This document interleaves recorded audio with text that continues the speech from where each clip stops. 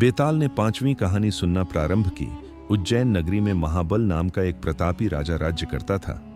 उसका राज्य सुव्यवस्थित था और वह अपनी प्रजा के प्रति न्यायप्रिय माना जाता था। राजा महाबल के यहाँ हरिदास नाम का एक विश्वासपात्र दूत था। हरिदास निष्ठावान, सत्यनिष्ठ और बुद्धिमान व्यक्ति था। उसके घर महादेवी नाम की एक अत्यंत सुंदर कन्या थी। वह रूप, गुण और संस्कार तीनों में अनुपम थी। जब महादेवी विवाह योग्य हुई तब हरिदास के मन में चिंता घर करने लगी। वह चाहता था कि उसकी पुत्री का विवाह किसी ऐसे पुरुष से हो जिसमें गुण, सामर्थ्य और धर्म तीनों हों। इसी बीच राजा महाबल ने हरिदास को एक दूर देश के राजा के पास दूत बनाकर भेज दिया।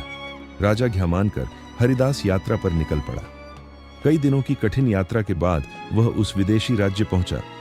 वहां के राजा ने हरिदास का सम्मानपूर्वक स्वागत किया और उसे अतिथि की तरह ठहराया। एक दिन वहीं एक वृद्ध ब्राह्मण हरिदास से मिलने आया। उसने कहा, हे हरिदास, यदि तुम अपनी कन्या मुझे दोगे तो मैं उसे सुखी रखूंगा।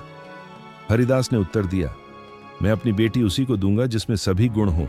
तब ब्राह्मण बोला, मेरे पास एक दिव्य रथ है, उस पर बैठकर मनुष्य घड़ी भर में किसी भी स्थान पर पहुंच सकता है। हरिदास ने यह सुनकर कहा, यदि ऐसा है तो कल प्रातः मुझे उसका प्रमाण दो। अगले दिन ब्राह्मण हरिदास को अपने रथ पर बैठाकर पल भर में उज्जैन ले आया।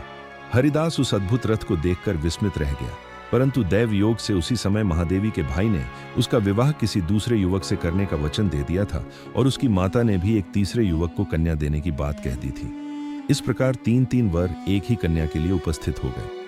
हरिदास गहन चिंता में पड़ गया। कन्या एक थी और वर 3। वह निर्णय नहीं कर पा रहा था कि क्या करे। तभी अचानक एक भयानक राक्षस वहां आया और महादेवी को उठाकर विंध्याचल पर्वत की ओर उड़ गया। पूरा नगर भय और शोक में डूब गया। तीनों वरों में से एक अत्यंत ज्ञानी था।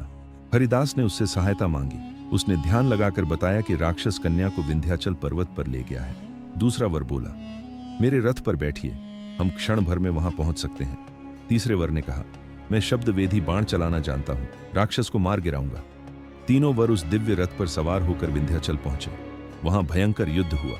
अंत में धनुर्धर वर ने शब्द वेदी बाण चलाकर राक्षस का वध कर दिया और महादेवी को सकुशल बचा लिया। इसके बाद सब उज्जैन लौट आए। कथा यहीं समाप्त नहीं होती। यह कहानी सुनाकर बेताल ने राजा विक्रमादित्य से प्रश्न किया, हे राजन, बताइए महादेवी का विवाह इन तीनों में से किससे होना चाहिए? राजा ने विचार कर उत्तर दिया, जिसने राक्षस का वध किया वही सच्चा वीर है। कन्या उसी को मिलनी चाहिए। अन्य दोनों ने सहायता की, परंतु वास्तविक पराक्रम उसी ने दिखाया। राजा का उत्तर सुनते ही बेताल फिर हंसता हुआ पेड़ पर जा लटका और राजा विक्रमादित्य उसे पुनः कंधे पर उठाकर चल पड़ा। मार्ग में बेताल ने अगली कथा सुनानी आरंभ कर दी।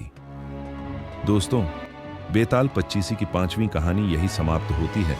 आगे की कहानी सुनने के लिए मेरे साथ जुड़े रहिए और आपको ये कहानी पसंद आई हो तो वीडियो को लाइक एंड चैनल को सब्सक्राइब जरूर करें। धन्यवाद।